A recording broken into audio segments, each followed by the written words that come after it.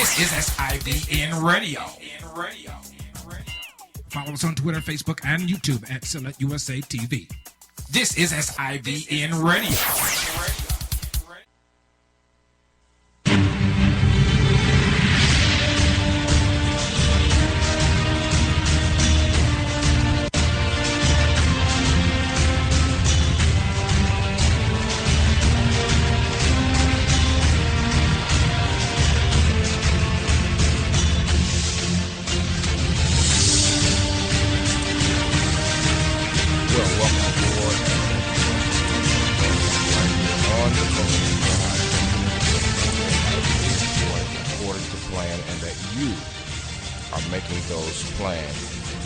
Along with the fact that you are finding love or you are loving you. Today we want to talk about the secrets to love and finding love. My name is Marcus Select, and surely I bring to the table a plethora of personal and professional issues of which I have or will be addressing. But I also bring to you the wisdoms, the lessons that I have learned so that you would not have to endure and incur needless burdens, needless pains. So I trust that you will tell a friend and share. All I can say is, welcome aboard.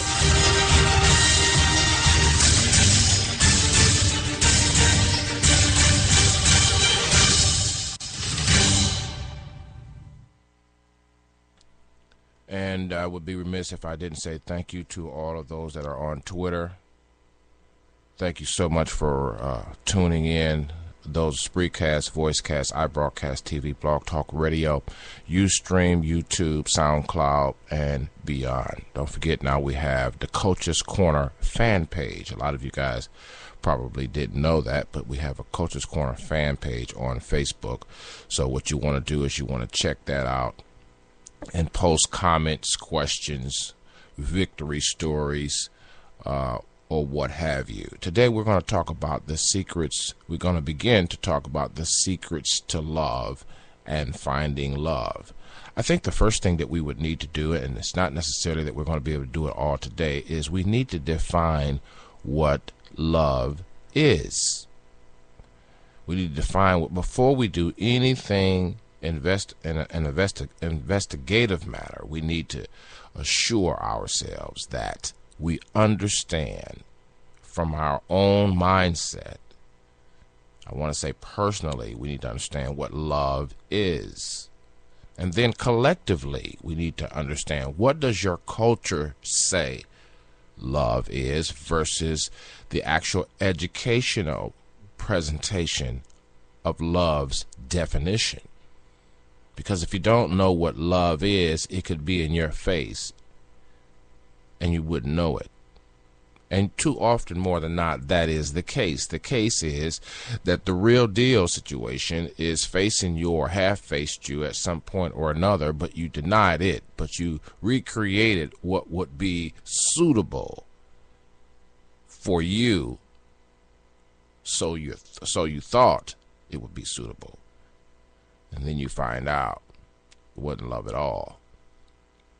And then we have to also make sure that we find out what love is not. Some people say, well, it's a mystery. I don't think that love is a mystery as much as love is a commitment and a covenant that requires all of us.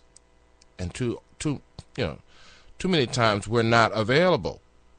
We've committed ourselves to our desires, or we've committed ourselves to our drives and appetites. We've committed ourselves to the flow of cultural demand. And thereby we have thus clouded our judgment, our reasoning capacity to understand the basic framework of love. Of course, I'm no expert at it. But I can tell you one thing. Those who have plunged into the search or the journey for love have at least found out to some degree what love is not. And you have a biblical passage of scripture that has committed itself to some outlines regarding such. Love is not selfish. Love does not hold grudges. I'm paraphrasing. Love does not seek its own.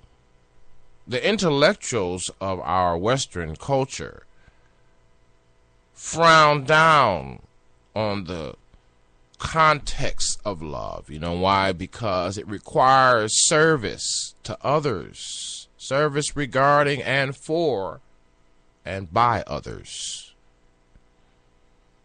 And we have a very particular part of our culture now that is rising up with an intellectual ideology.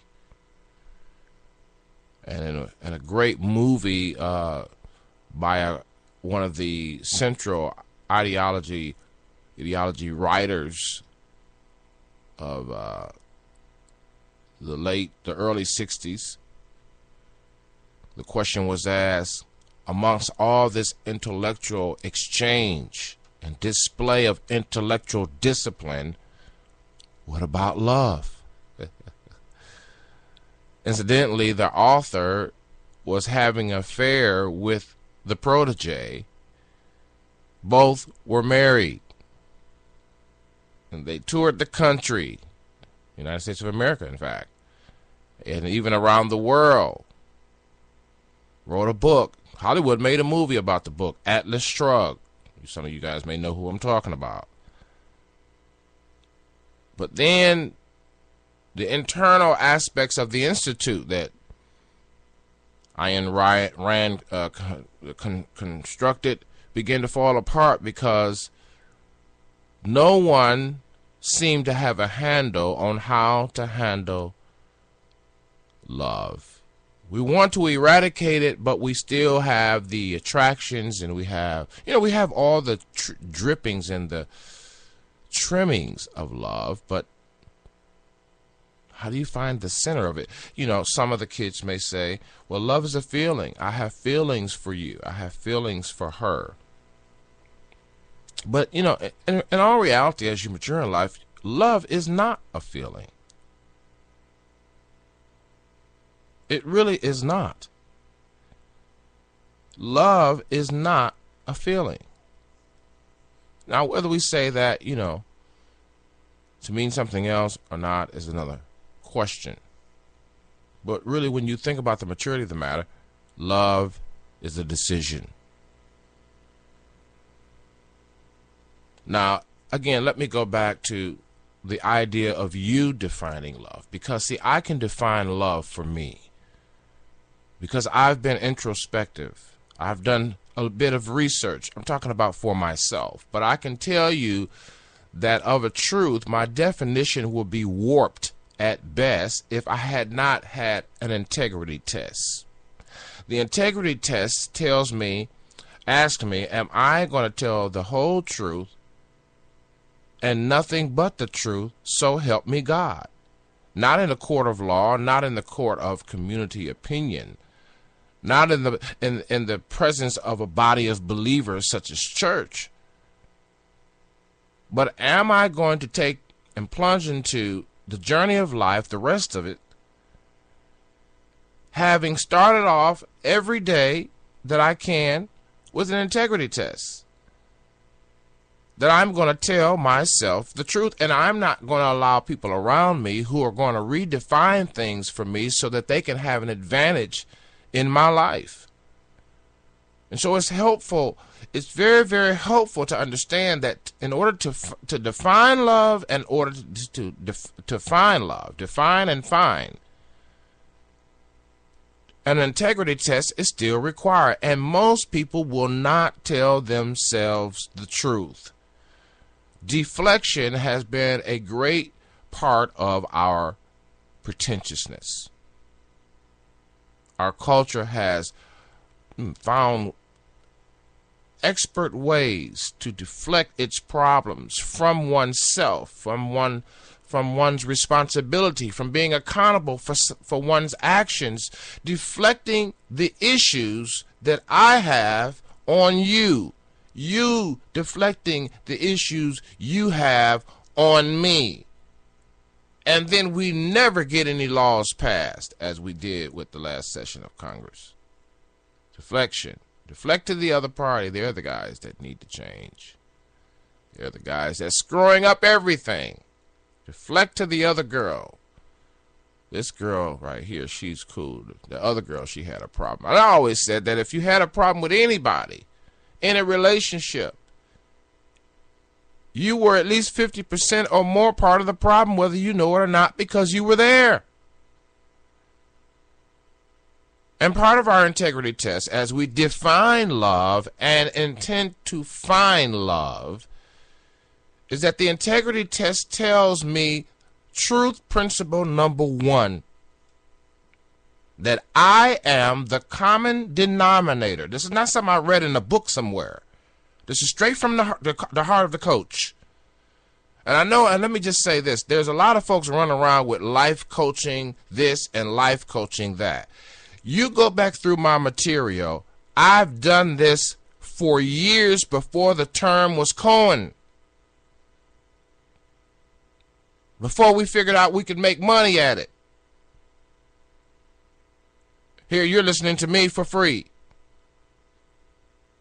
So you need to take, there's a time when you weigh a person's credibility by the credentials that they have, but then there's a time that you weigh the person's credibility by the longevity that they have and the depth that they have. And the fact that you have tried something that they have suggested to you and that you have put into place things that they have mentioned to you and they have changed and it has worked. SIBN radio is lifestyle changing radio. And whether you're certified, whether you're credentialed by this external source and that external source is not our concern. Our concern is to get you to the finish line. And we know how to do that. So the common denominator regarding you finding love, understanding love, is that no matter where you go, no matter where I go, I am the common denominator in the situation.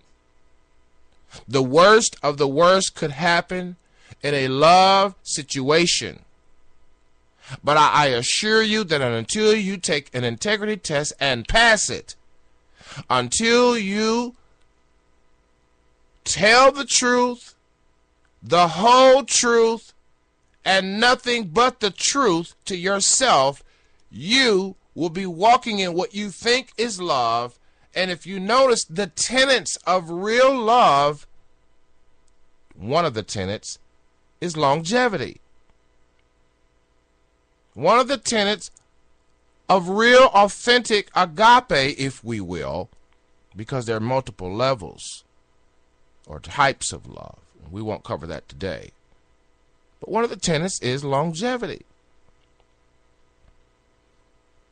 One of the tenets. So part of the problem here is that in the secret to discover love and define love, I have to warn you that you must take an integrity test. And it cannot be biased. In other words, when you take your integrity test to find and discover love and to define love, you must understand that it must be validated. You can't take a test without it being graded by the professor, by the teacher in school. You can't pass the test, tell the truth and everything in court without being cross-examined.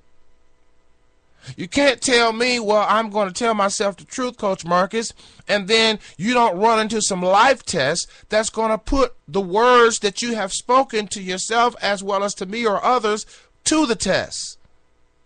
The secret to love and finding love is first admitting I am willing to tell myself and I'm willing for others to tell me the truth, the whole truth, and nothing but the truth. Meaning, by default, I don't perhaps know what love is, or I may have a clue, I may have a hint at what love is. Or I have found love, but I'm interested in developing, cultivating tending to the love that I have found. Now, don't confuse as I veer off to the left here, having looked in my rear view mirror and seeing someone driving too close. Let me change lanes. Don't confuse attractions with finding love. This is the part that I struggle with, because we all have attractions to different kinds of people based on our exposure from child up. But attractions are not the only gauge. I felt something right there. Push me. Attractions are not the only gauge. The external makeup and design, as beautiful as it may be, handsome, pretty, is not the only gauge for defining and finding love. I'm sorry. I know you may disagree. But if love becomes too sensual in your definition, you've veered off course. You've had a DUI, for real. If love in your definition or in your discovery or in your attempt to find love, if you see that there is more sense RAM than spirit RAM, then you have veered off course. There's DUI. My suggestion is call 911. Because as you mature in life, as you get some experiences under your belt, as you settle down, as we used to say as they used to say to us when we was kids, shut up, fold your legs and fold your hands and stop thinking that you know everything, you're going to discover that the love that we see in today's culture is sense-based love. Without me going into the definitions or the multiple types, let's just put it out there. If we find that the love that we have, I can't keep my hands off her butts and breasts, talking about the guys. I got to have sexual contact anytime I want it. And I got to have her doing what I want her to do. If you find that your description, your discovery, your description, your conclusion, your love philosophy, your love menu is wrapped up, tied up, tangled up, as they used to say in the church, with everything that I see, taste, touch, feel, and the reasoning of my intellect, because the mystery of love and its longevity of commitment and unconditional presentation of sacrifice doesn't always give us access to its intellectual properties. Love sometimes holds a card or two. Don't confuse attractions, infatuations, chemistry with the definition of and the discovery of love. I'm not saying it doesn't play a part, but what I'm saying to you is that we have narrowed love's meaning so much that the discovery therein for many is not even worth the journey.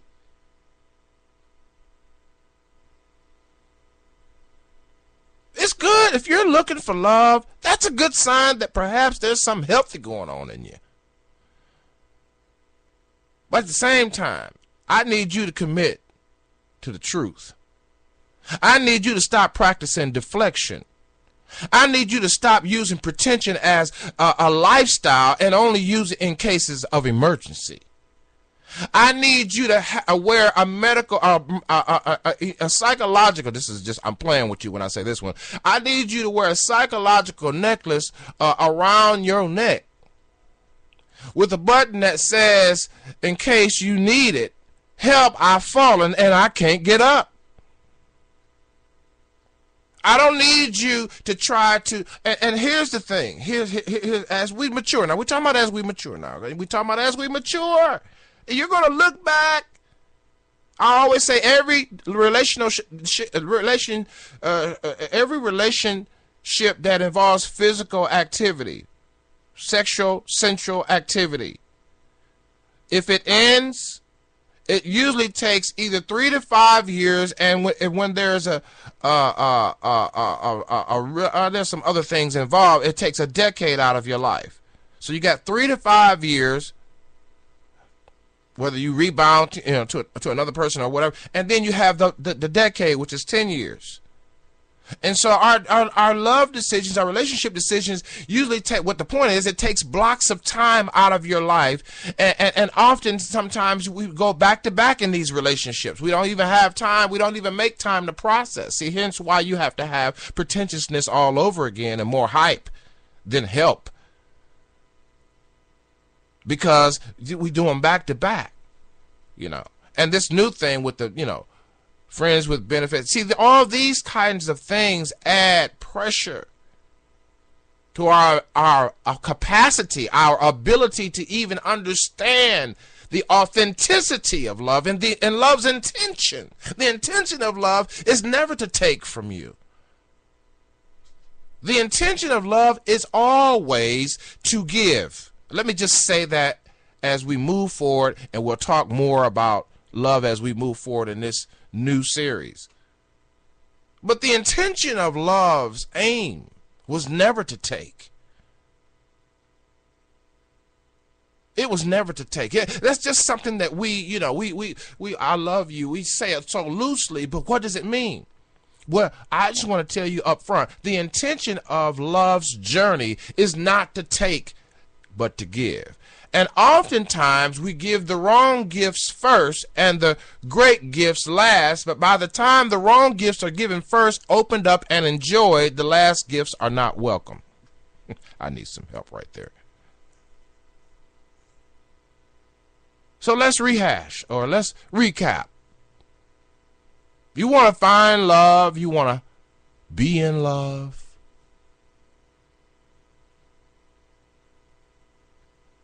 then you got to take the truth meter test. Ain't no sense in coming and stepping into my space with this series and think you're going to fool me. You can fool some people some of the time, but you can't fool all of the people all the time. You got to get real. The love that we want to find, we want it to have wings. We want it to have roots. We want it to have, you understand what I'm saying? We want it to have longevity. We want it to be principle based. Because see, I may wake up tomorrow and I may not like you. But if I'm in love with you, I can work out the unlikeliness. My parents been married about 54, 55 years. And my mom was telling us a story about how my dad was telling us a story. He said, your mother was talking to me about X, Y, and Z, and she just went completely bonkers. And we was like sitting on the edge of our seat, like, okay, what did she say? She said, I don't like you.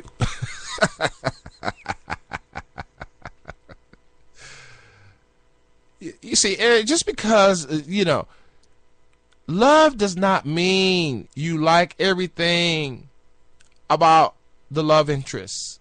And when we talk about finding the secrets to love and finding love, we're not just talking about romantic love either. We're talking about that. It's inclusive of that, but that's not the premise of love. Because if you think about it, Eros, E-R-O-S, to me is the lowest form of love. It's the lowest form of expression of love. Pleasurable, erotic, the lowest form of love. That's why those who are caught up in the lust cycle can never get enough, because the dosage is so low while the activity is high. While the bragging rights are exclusive, the benefits are few on the physical level. If not put in context, love can aggravate the hell out of you because you haven't put it in context. Maybe that's when you should know that you're on the right track, when that love is aggravating the hell out of you, so you can go ahead on and aim for heaven's love. I had an old saying that how you gonna, if you're going to enjoy heaven, first you got to get the hell out.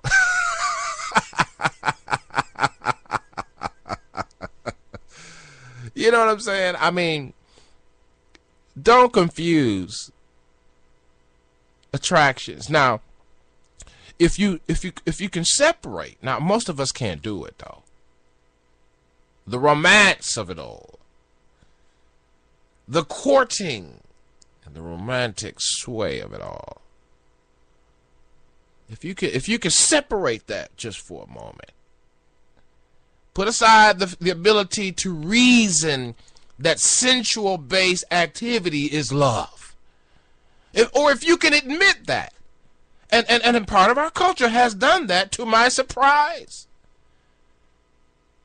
She means nothing to me, but why are you yet taking the good she have to offer? Why are you having climaxes when there's no covenant?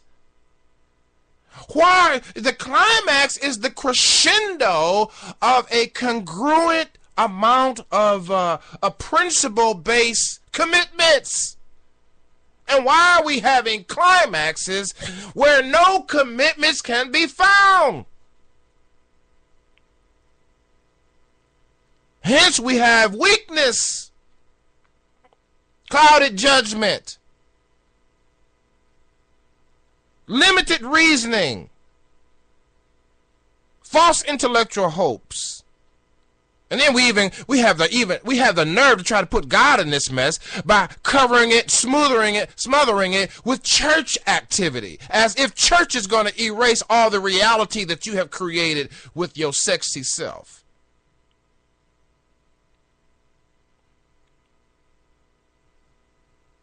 If she means nothing to you, if he means nothing to you, then let there be a barrier, a standard. It's going to be hell. It's going to be hard to do. I know that. But telling yourself the truth is not just in words only. It's when you look at the people in your life and you define to yourself what they mean. And what do they bring to the table? And we're not talking about just the externals, but what do they bring to the table that one can rely on, that one can trust, that one could hold on to, that one could grow from, that one could evolve based on, that one can heal, that one can be mended, for the love of goodness. Because after we hit it, then we're going to quit it. That's the mentality of most sensual-based people. I'm taking what you got and stacking it up next to everything else I took from others. And damn if that don't become tiring. Lust never gets enough. It never gets enough. I must admit, it never gets enough. Love will always be enough. You will never exhaust love's resources. You will never tap out when love's on. And I want to say this as I close. Love is on the scene in your life right now. If you can't see it, you are blind.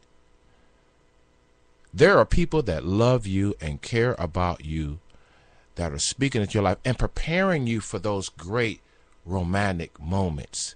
But you got to put your homework in.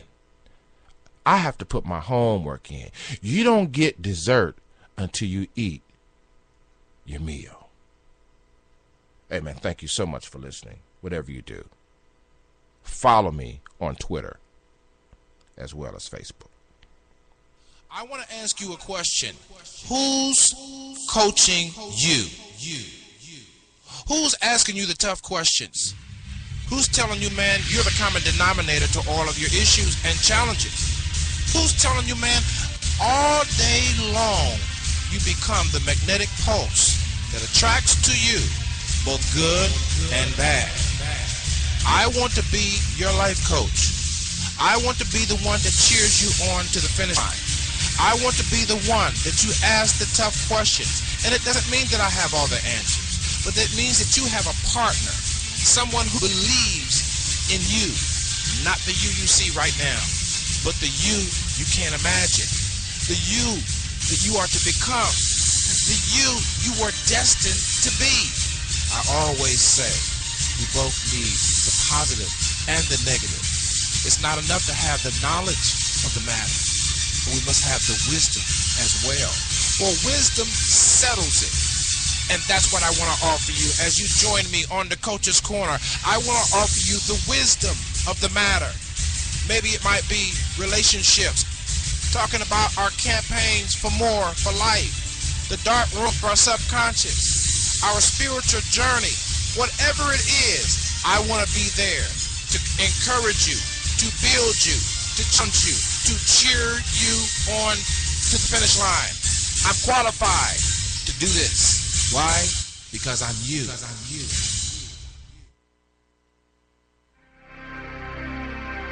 You're listening to SIBN Radio on the Select USA TV iBroadcasting Network.